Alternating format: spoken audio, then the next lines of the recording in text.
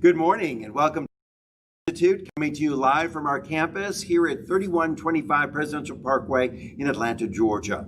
Today's exciting class is launching our study of Musar, Everyday Holiness, the Jewish Path of Musar from the Musar Institute.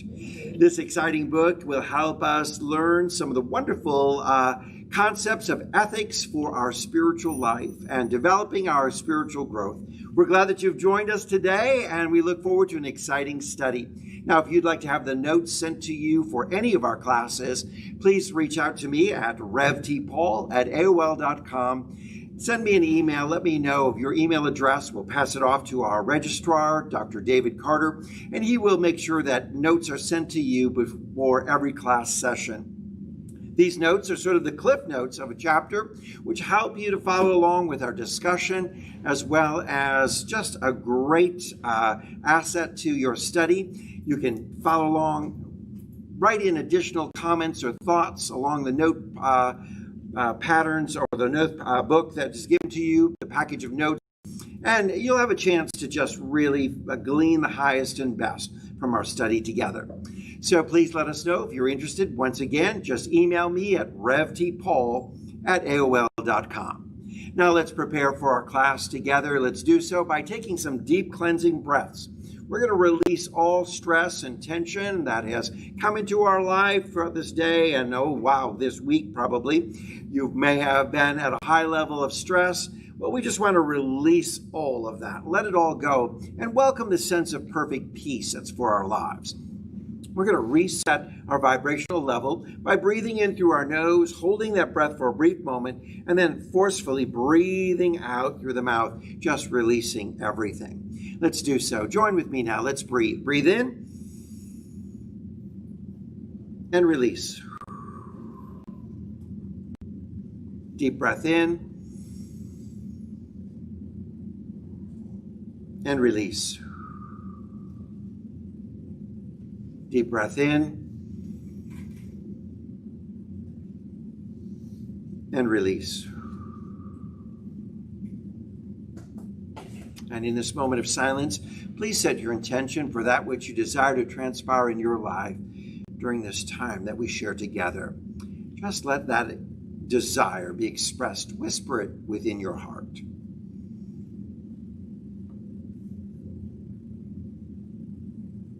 And so it is.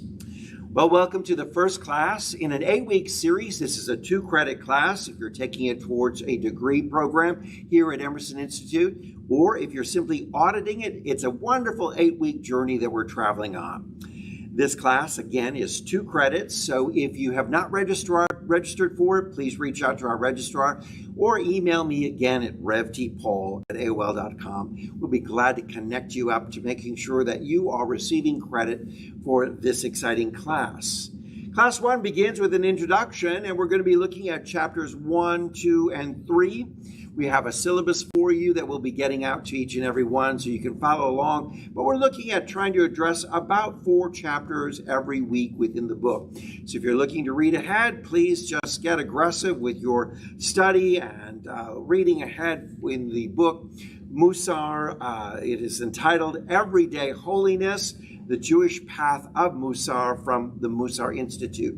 Now, you can actually order this book on Amazon.com. If you don't have the textbook, you can get it sent to you and just follow along, read ahead. I know that you're going to enjoy this study together. So what we want to begin with is the acknowledgement that spiritual truths are not so much learned as recalled. Some ideas that we encounter, even for the first time, do not strike us as new information, but more like memories. Memories of something sort of being awakened within us. Have you ever had one of those experiences where you think like, I think I knew that, or wow, I feel comfortable with that, as if I am just awakening to something rather than hearing it for the very first time? Because what's happening is we're receiving reminders of wisdom that we already know. You see, we came into this world as a soul fully equipped, and our work is to unfold that equipped soul, to begin to work at releasing and removing all the obstacles. And that's truly what this class is all about, because life is a curriculum. Every one of us is assigned to master something in our lives. We've come here into this world for the purpose of really refining the soul and to master some aspect within our journey. And this class will help us wake up to that personal curriculum, and it's going to guide our steps towards mastering that curriculum, helping us to understand it. Do you realize that there is a curriculum for our life of study, of a pathway that we're called to work through? For each and every one of us has something different that we need to work through within the journey of our life. Now, life is set up that you're going to face some challenges, and that through the experiences you have with dealing with these challenges, this is how we grow. You see a little child growing, learning, and experiencing. As they begin to learn to walk, there's challenges. Learning how to balance, learning how to stand up, learning how to support themselves, learning how to take steps. Every one of these challenges are enabling them to grow and to be more efficient at walking and moving through life. So we're going to find that all the challenges that we're facing are there to help us grow and stretch and to work through. Again, in so many of our classes we've talked about, it's not about a life of the type of challenges as it is how we respond to challenges. So remember that life is going to give us all kinds of opportunities for us to learn how to respond to our highest and best. Now, I firmly believe that our senior years, our second half of our life, should be our best. Why? Because we should have now gained the experience of learning how to respond properly, respond appropriately, respond correctly to these challenges. So when obstacles come in our way, when challenges come, well, we're more equipped. So we look forward to that senior years, or that second half of our life, whether it be beyond 40 and beyond, or 50 and beyond, whatever it may be that you feel is that center point of the journey that you're here on earth that called to live. Well, we hope that that's the most successful and the most fulfilling and rewarding years of your life. Now, we know that in our journey of spirituality, that we're not called to live a life that's just all, shall we say, smooth and roses, but how we respond to the bumps in the road of the journey of our life is what will really make the journey smooth, or all like a bed of roses, because it's all about how we're responding to things.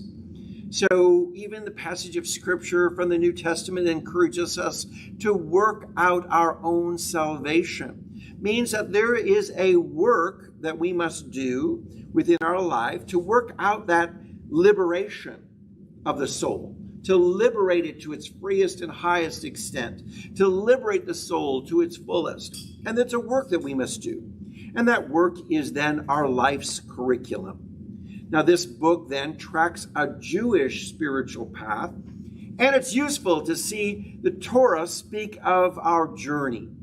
Now, when we refer to the Torah, we're talking about the Hebrew Scriptures. We're talking about the first 5 books of the Bible as a Pentateuch. We're looking at these as an examples of a book of the Bible that you're already familiar with. So if you're not comfortable with the word Torah, we're referring to the Hebrew Scriptures of the Old Testament. And so we look here in this passage of those beautiful ancient truths. It says, "You shall circumcise the foreskin of your heart." Wow. Now, here again would tell us, first and foremost, this is not to be taken literally. Number one, the heart does not have foreskin, but it is describing a circumcision process, which is a metaphor for a spiritual initiation. We understand in the Jewish culture that there was, it is a moment of celebration of life, a bris, where the young male baby is circumcised. And circumcised for the purpose of initiation into the expression of the Hebrew people, and certainly initiation into a sense of living a life that is, for medical reasons, many believe to be a cleansing or clean. So circumcision is a metaphor for spiritual initiation, removing the obstacles to having an open and sensitive and initiated inner life. Okay? So what we're going to do is this circumcision of the heart is to really expression of removing any barriers that the heart may be exposed to its fullest extent. Because innately within our heart, innately within each and every one of us, is a pure, perfect life. That's how you are created. So what we want to do is understand this pathway of Musar. Is this a spiritual pathway of removing obstacles and hindrances to us living the highest and best within our life? Now, there's another passage that refers to this the same in the Old Testament, in the Hebrew Scriptures. And it says, "And the Lord your God will circumcise your heart." Here we see that there's an option for us in our lives. Either we make the choice, or life will make the choice for us. The choice to circumcise, the choice to remove, the choice to be initiated, the choice to allow the heart to express itself to the fullest extent, to its true purpose. So the initiating of ourself, or allowing God to initiate us, is the options or the choice that we make. Now, what I want to say is that God being this consciousness, God being an awareness, God being the journey of our life. Not God being some human being or some being up in the clouds, up in the sky, looking down and saying, I see that I need to create a challenge for Brenda, for Anne, or something for Steve or David. I want to create some obstacles for their life just to make their life a little more miserable. That's not it at all. It's just that the journey of our life and of the level of our consciousness will bring to us these challenges. Now, we can choose. Do we want to do the work, or do we want life and the circumstances and our limited awareness to do the work and force us? So it's kind of like the choice. Do you want to make the choice of working easy or working hard? Do you want to learn from the school of hard knocks, or do you want to learn from the school of understanding and knowledge? You see, the choice is all up to us. Because what we must understand in our life is that the freedom of choice is our great gift. It has been given to us. So you choose. You choose what kind of life you're going to live. It's all within you. So many people say, oh, no, I'm limited in my choice because my environment, my circumstances, my culture, my upbringing, all these things are barriers that are holding me back. Oh, no. Those things are the challenges that you work through. But the choice to open up the heart, to open up your life to the highest and best is totally up to you, no matter where you may be, no matter what country or society or culture you are in. You can make the choice to live your highest and best. You can make the choice to say, I live in joy and peace and success and prosperity and abundance. Or you can make the choice to say, whatever life deals me, whatever it is, I'll have to work through it. And it may be the school of hard knocks. It may be the difficult, the challenges. It may be going through sorrows and pains. And I may have to struggle through it time after time again, repeat and repeat again the issue. Or I can just learn it, study, and receive the wisdom that enables me through the freedom of choice to say, I want to be the highest and best I can. I want to release any barriers to the journey of my life. Now, there's a practical way to this journey, and voila, we have it. It's the guidelines of Musar.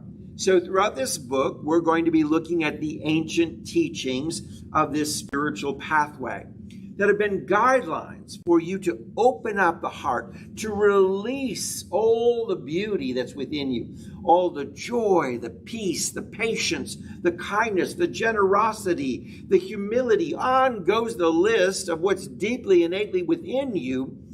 And these are the guidelines. Musar is based in an ancient teaching that will enable you to release and set free your highest and best. Now, part one of the book that we're studying is an overview or a review of the understanding of what is Musar. And part 2 is made of 18 chapters, which focus on the inner traits that are important to our success, the inner traits that are innately within us.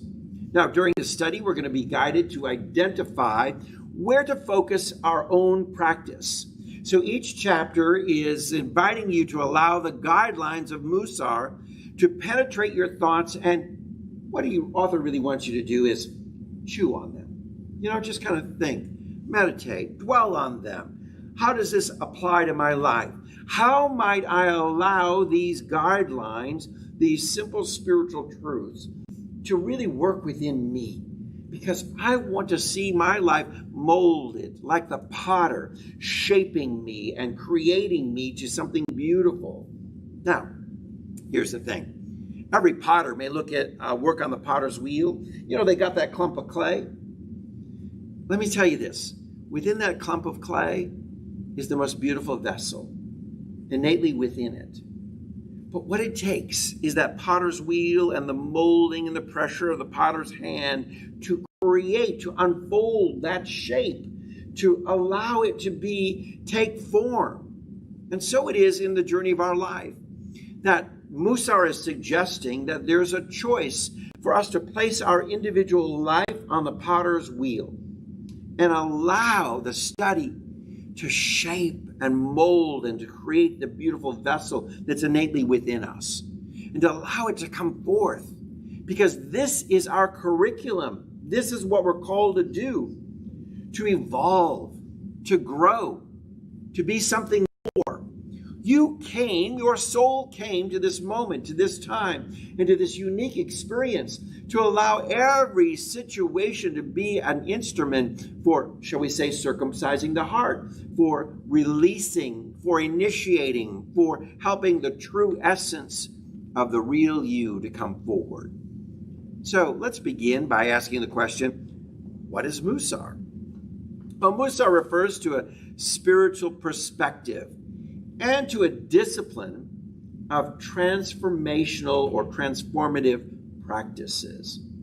So we're looking at is a spiritual perspective, and we're going to look at some disciplines. They're going to help us refine our life. We're going to allow these disciplines to shape and mold us. So the word Musar really means correction or instruction. So what are we doing?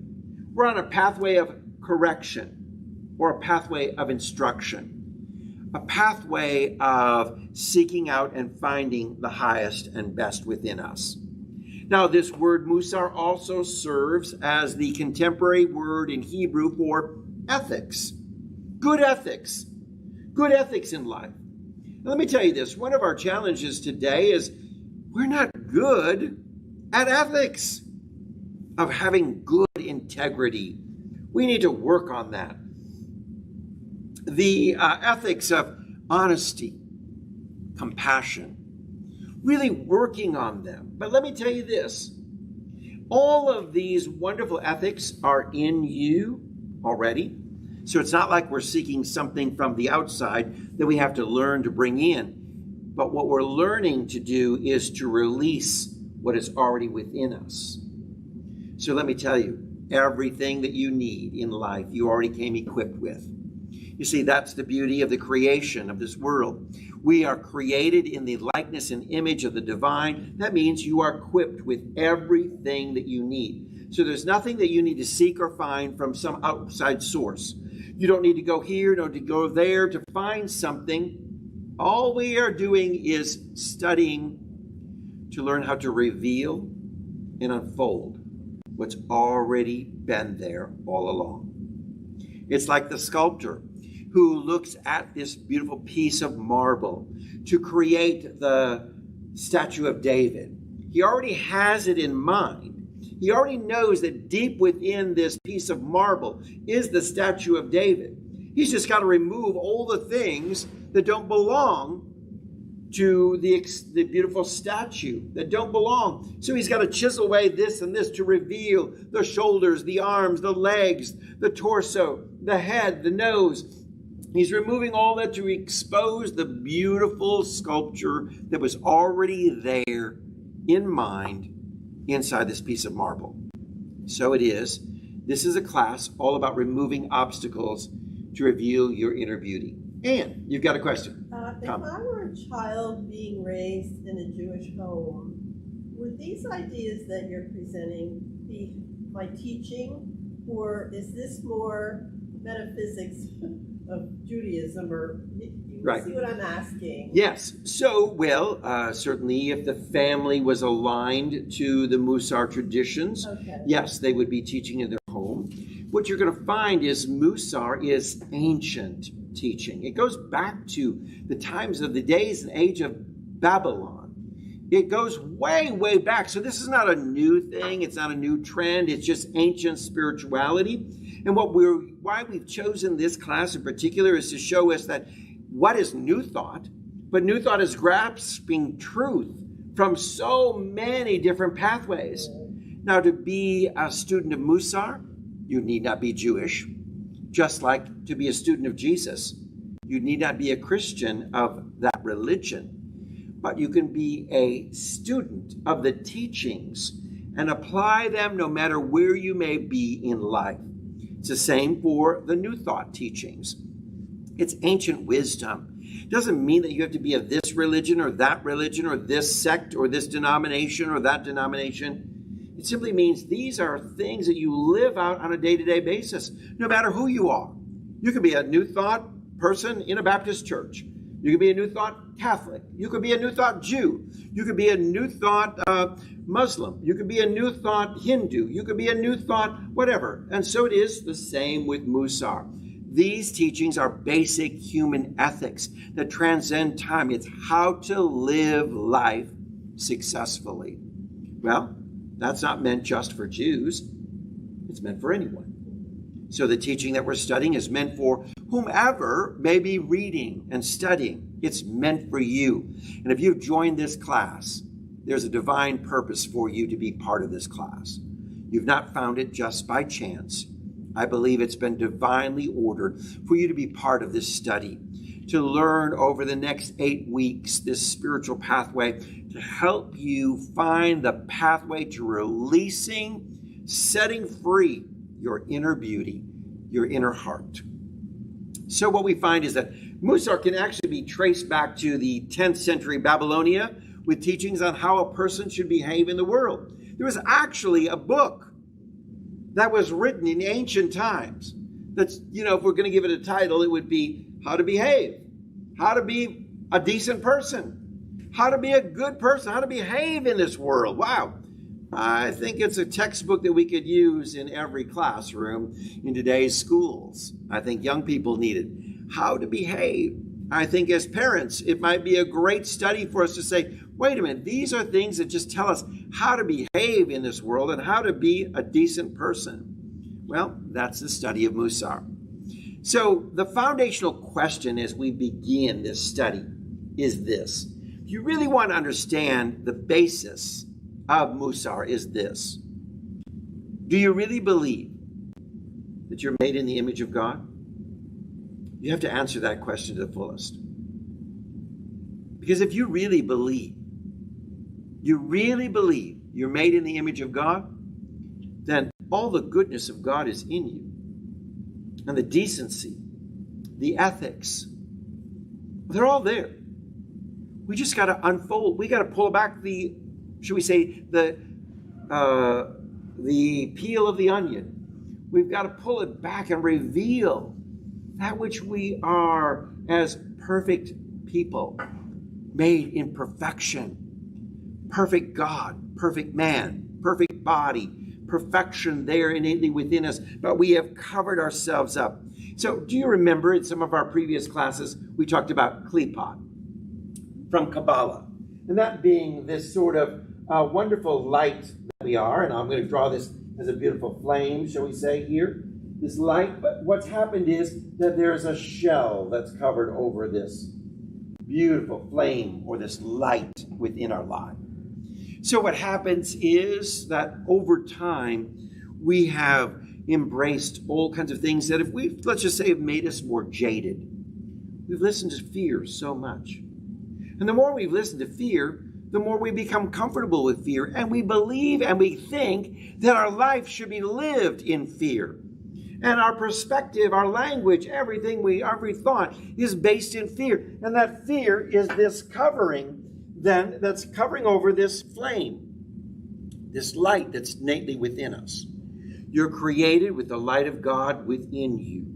But over time, we've just allowed all these things, such as, children are born into this world. They're not born with racism or hatred or fear. They're taught these things. They're taught to fear people, to fear certain things, to be afraid of certain elements within the life. And yet we're taught also to judge people. We're taught to think of people as someone less than us. We're taught all these things that become a covering to the light of love and grace and peace that's already innately within us. And one of my favorite authors is Alexander McCall Smith. He writes, he's Scottish, I think, and he writes about the people of Botswana, but he also taught ethics at university. And his perspective on appreciating the people of Botswana is exactly what you're talking about. The warmth that comes out in his writing, appreciation is the main word I want to use for him. I love him. Yeah. How beautiful. I love that. Yeah. Thank you, Anne, for us being able to see and appreciate the beauty in one another. Well, our problem is we would innately be able to do that, but we need to remove these barriers, and that's that phrase of circumcise the heart, to allow the true light of your life, the true essence of you to shine first and foremost. So if we can answer this question and really understand it clearly, do I really believe I'm made in the image of God? Then that's who you are, okay? That image is perfection. That image is the all good. That image is the light and the radiance of this world. That image is the transformational flame that illuminates the world and helps others to see the highest and best in themselves. But we've got to get rid of the shell. We've got to get rid of the barrier. We've got to get rid of the obstacle. We've got to tear open the veil to open and to allow this light to shine freely. So let's just understand what our purpose is in this world. The ancient texts bring out this so beautifully in saying, "You shall be holy." Holy meaning complete. Complete meaning whole. Holy is that completion. This is why we're here to grow, to blossom, to become more spiritually refined, to become more elevated, to become holy. Because that's what we innately are inside, but we've allowed all this covering of life to shield or to distract the world from being able to see this holiness, this perfection and completeness. And even in our own life, we don't see it in ourselves. We are struggling because we don't take time to love ourselves completely. So we don't see ourselves as perfect. We don't see ourselves as whole. We don't see ourselves as complete. All we see on here and take in are the judgments of the world around us, the condemnation, the belief systems that we are sinners and we're failures and we don't have the ability to be successful and we're limited. You see, all of that starts to create this barrier, all this talk and conversation that just begins to create this wall over the light of our life. Now, from the story of Adam and Eve that we find in the book of Genesis, we find the directive, not a commandment, but a directive.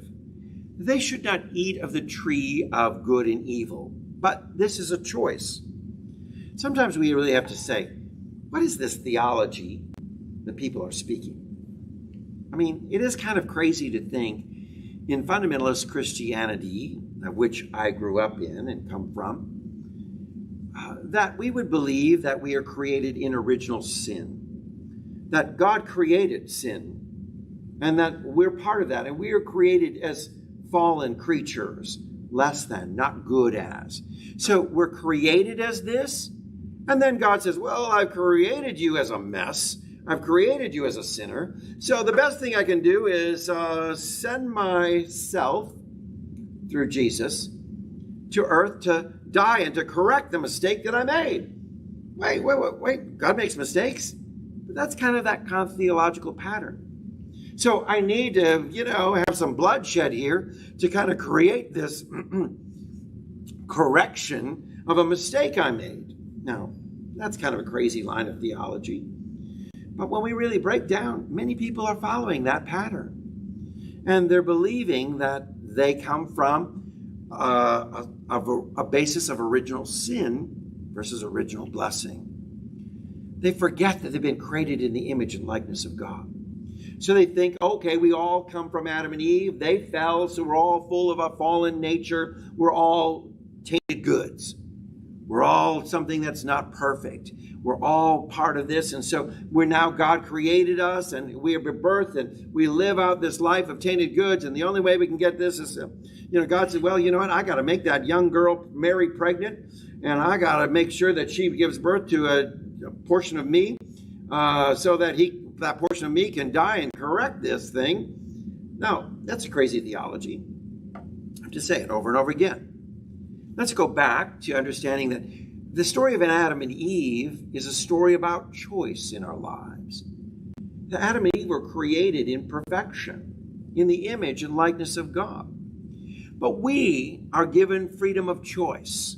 So this is a suggestion, or the advice is, you can choose to be holy, or you can choose to not see your perfection. So when you eat of the tree of good and evil, you've eaten of a fruit of blindness, that you have chosen not to see your perfection. Over time, we may find that there's an inner impulse within us that says, I want to improve my life.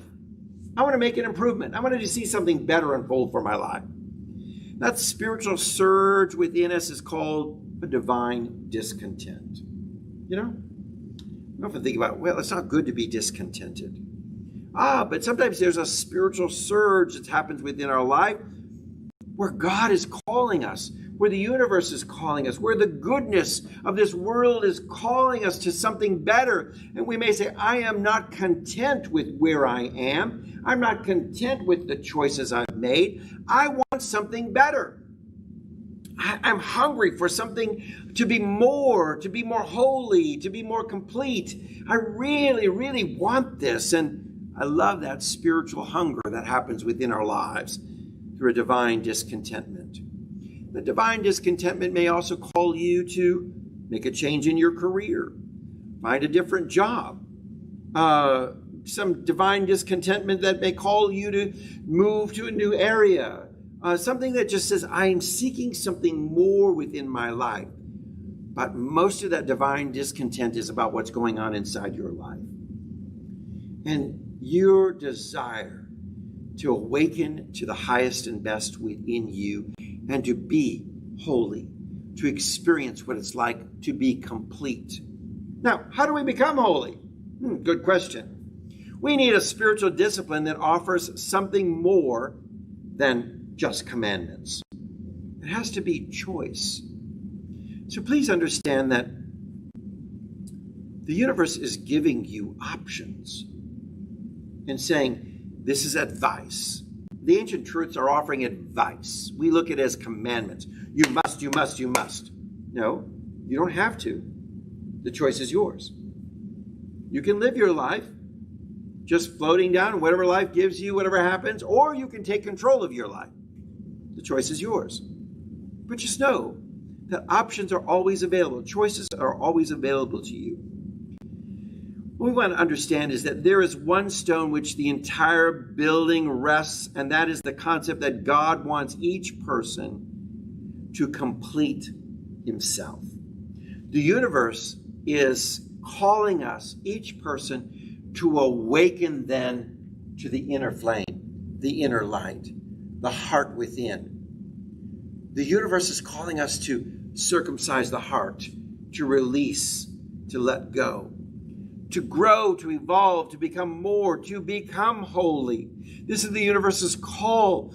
It is that which is already provided for you. The universe is offering you everything you need to become holy.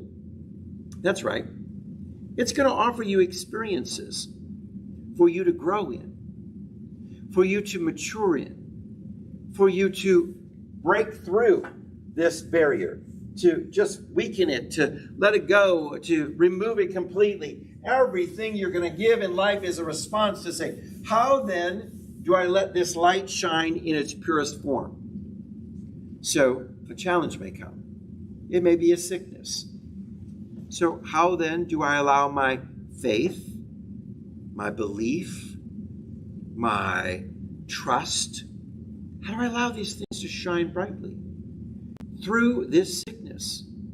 It may be some sorrow or sadness that comes to your life. How do I allow love to radiate and permeate this loss and this grieving I'm going through? How do I allow this? How do I allow this that the response may be the highest and best, because that's what's breaking through this klipot, this covering, this barrier. So the first step in becoming holy is to be mensch, which is a Hebrew word which means a decent human being. This conveys the full measure of integrity, honor, and respect. The question is, do you want to live a life of integrity, honor, and one of respect? Well, it's interesting. We want the rest of the world to offer us their integrity, their good word. We want the rest of the world to honor us and certainly to respect us. Are we willing to do the same within our own life? So refining and elevating your inner life, you clarify this inner light, and thus you become a lamp for others. So it begins by saying, number one, hey, do I just want to be a decent person? It's as simple as that. Do I want to be a decent person? Do I want to be this light? And that's what a decent person is. I want to be this, and the author talks about being just an extraordinary, ordinary person. That's what it is. It's just being what we're all called to be is ordinary. You know what I'm saying? Because there's good in you, and good in you, and good in you, and good in you, and good in you. There's good in every one of us. So it's ordinary, right? Common. It's normal. Every one of us has the normality of God's goodness, of the image of God in us. That's ordinary. How about we become an extraordinary, ordinary person, where we raise this all up to the highest level within our life? So Musar is not this self-help journey. Its purpose is not that you will gratify all your desires. It's not about how to gain material good or this or that, but it's all about helping you to master your desires so that you can fulfill your higher nature.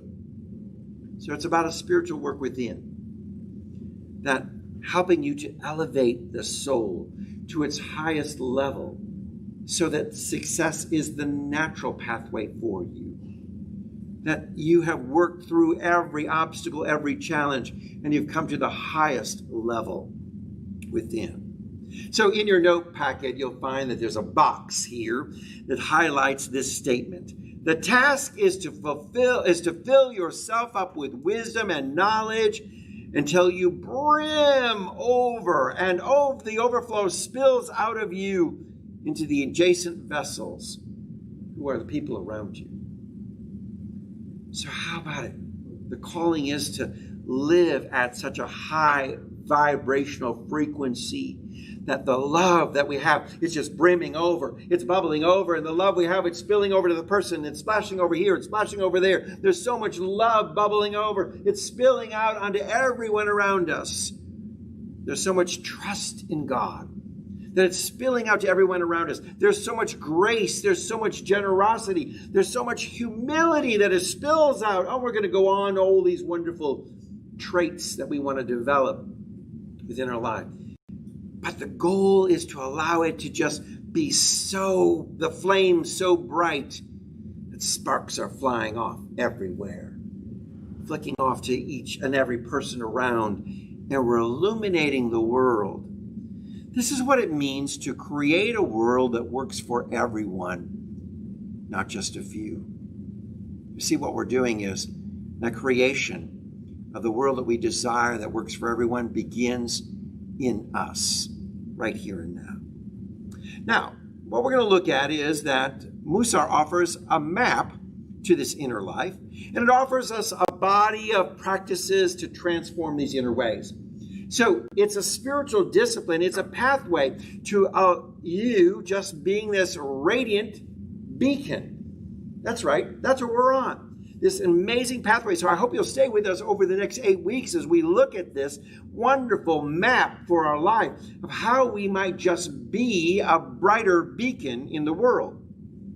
We are here to see that the I is not this material, this physical, but to see ourselves as the soul that we are. The soul that you are. We're going to look at that soul. This is who you are. And there's 3 primary aspects of the soul that we want to look at. Now, they're not divided because there's just one, but we're going to look at facets of the soul as if it were a diamond. We're going to look at a different facet as we turn the soul and spin it around.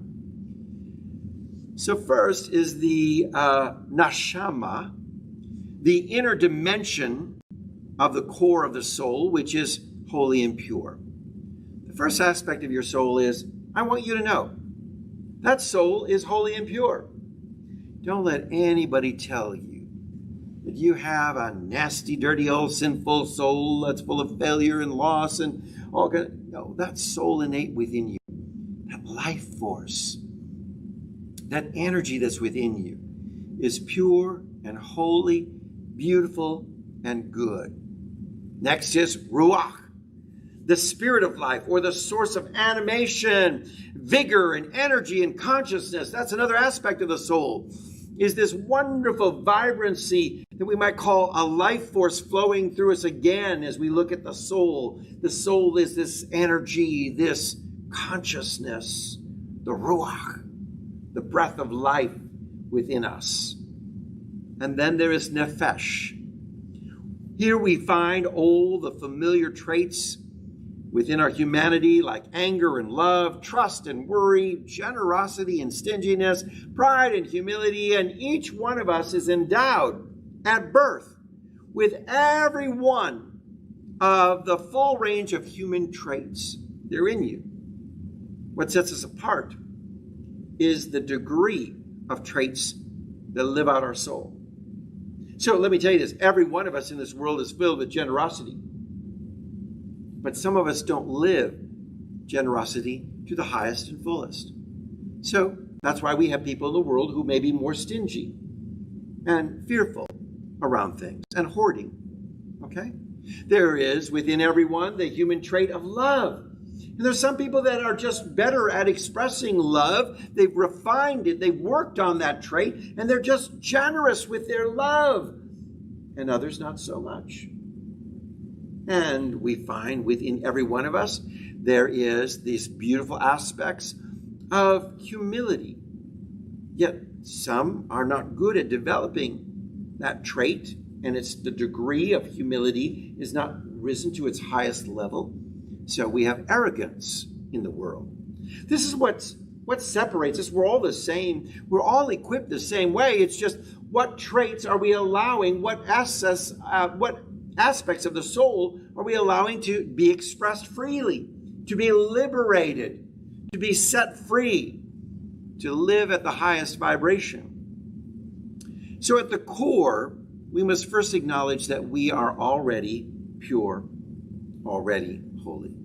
But we must remove the veils that block all of this inner light. Dr. David, did you have a comment? I have a question. Question.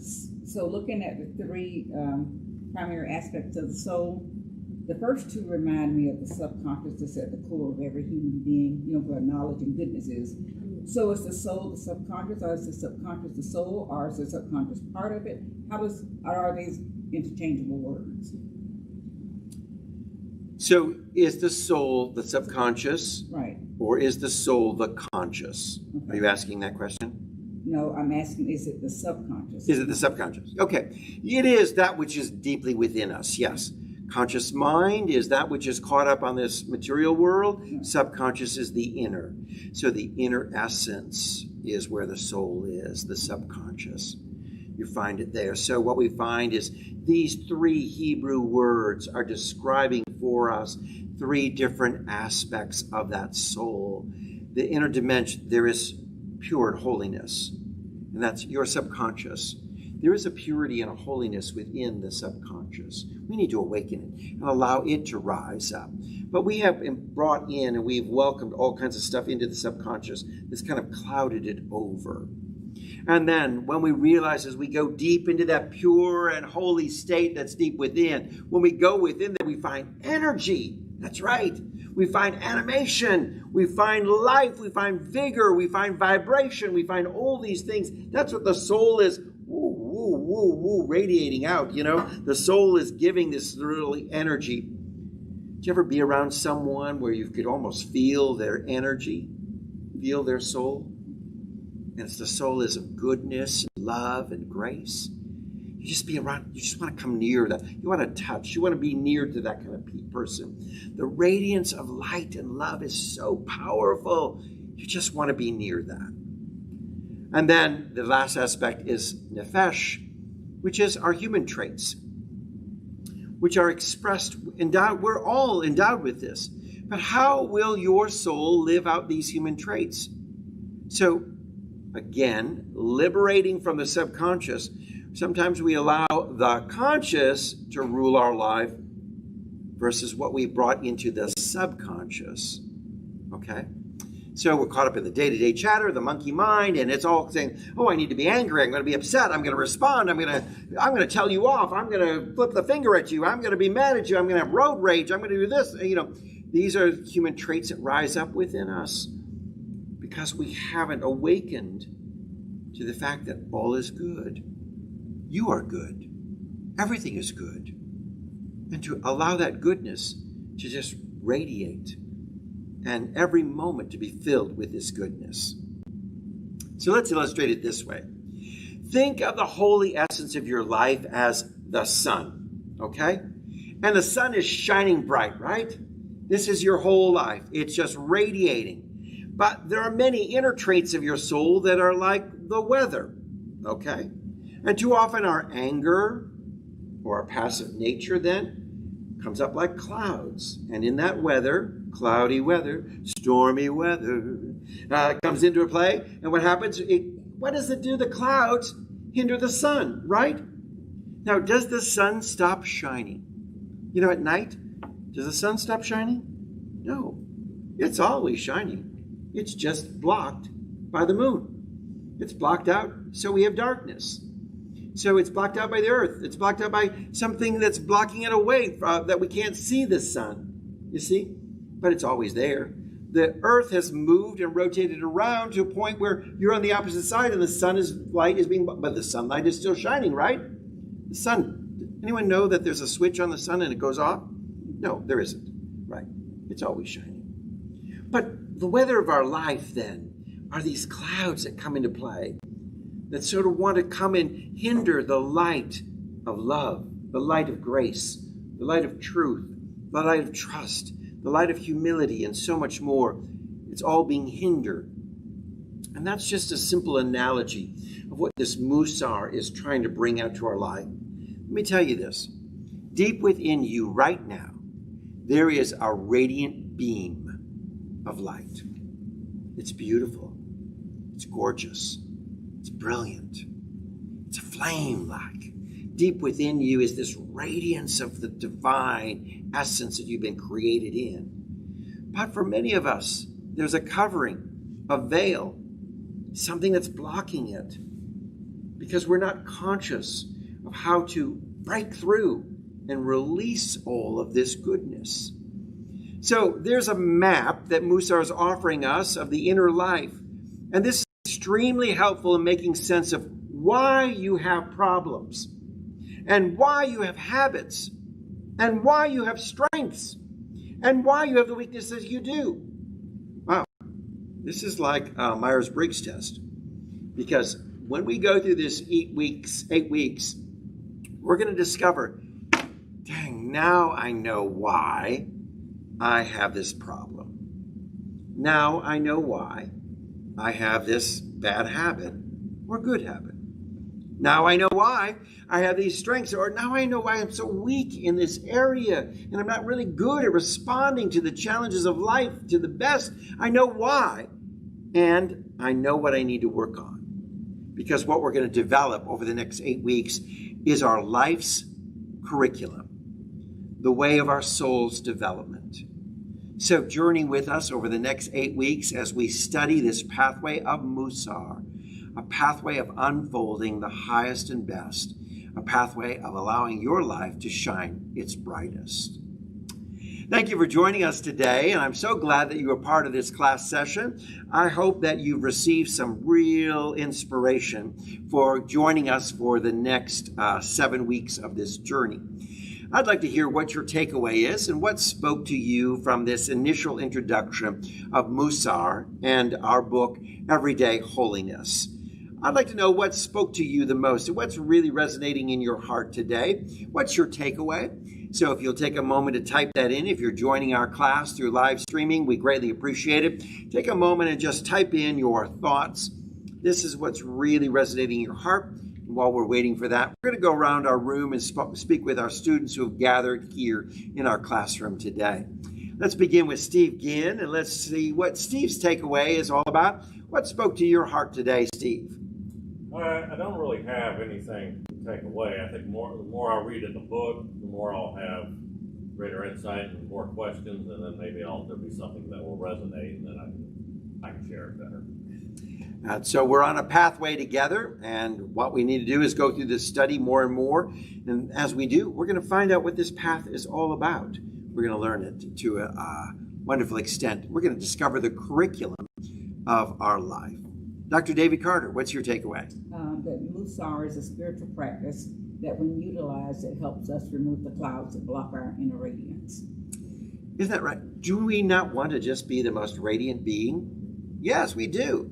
That's really when we realize, wow, life could be lived so fabulously if we just remove these things that create problems and weaknesses and bad habits and challenges. We just need to work on these things, and that's what we're going to be doing together. Great. Thank you for your comment. Brenda, tell us what is your takeaway from this class today? My takeaway is that we are continuing our study of what we want to do. I mean, we can be for good, or we can be for evil, or we can be whatever we want to be, but we have to decide what it is that we are.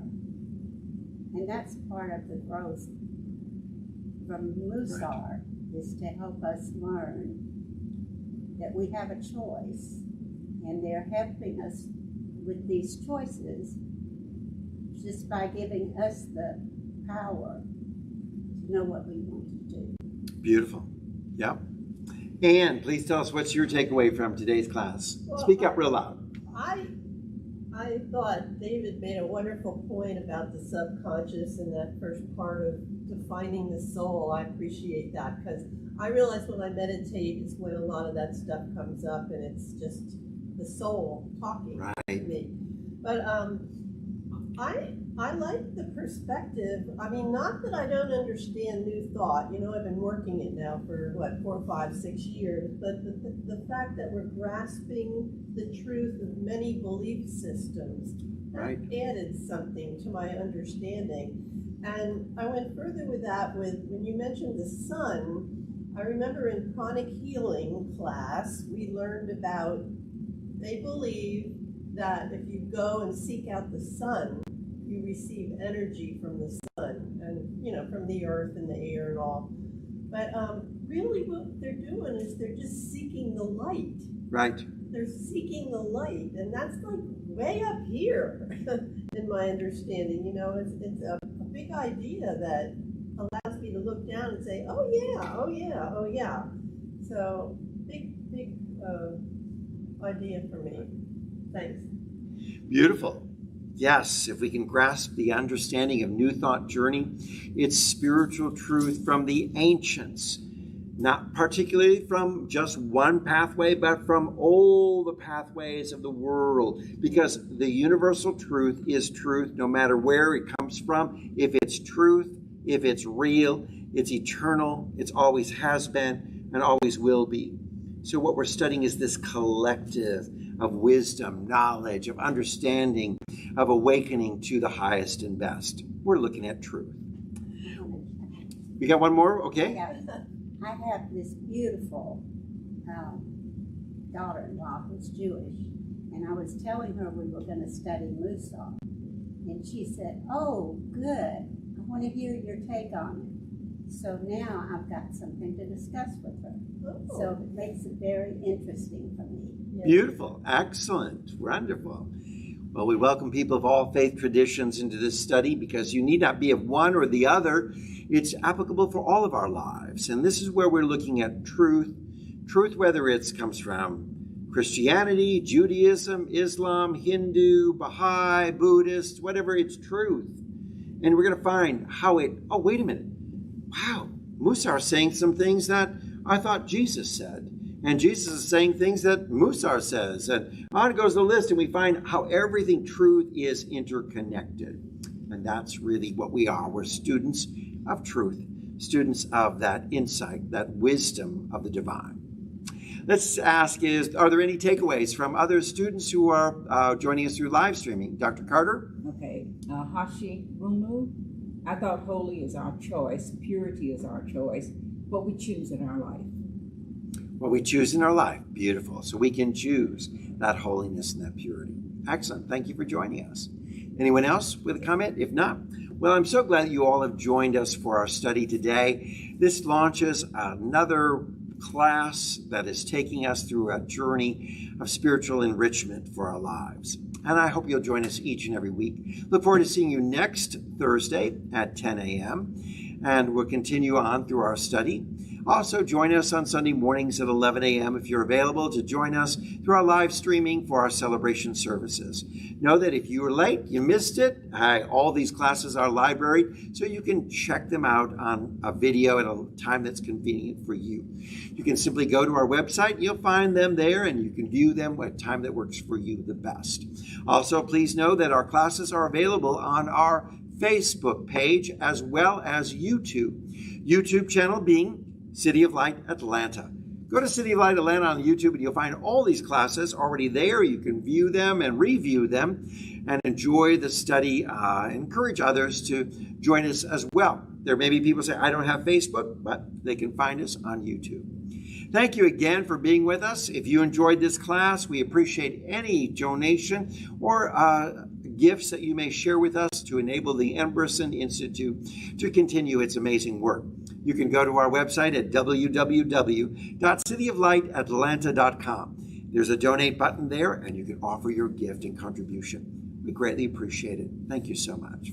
I'm Reverend Dr. Paul Gretz, and I just want you to live your highest and best. So join us for the next 7 weeks coming up as we look at Musar, everyday holiness, living our life to the fullest. God bless you. You have a great day.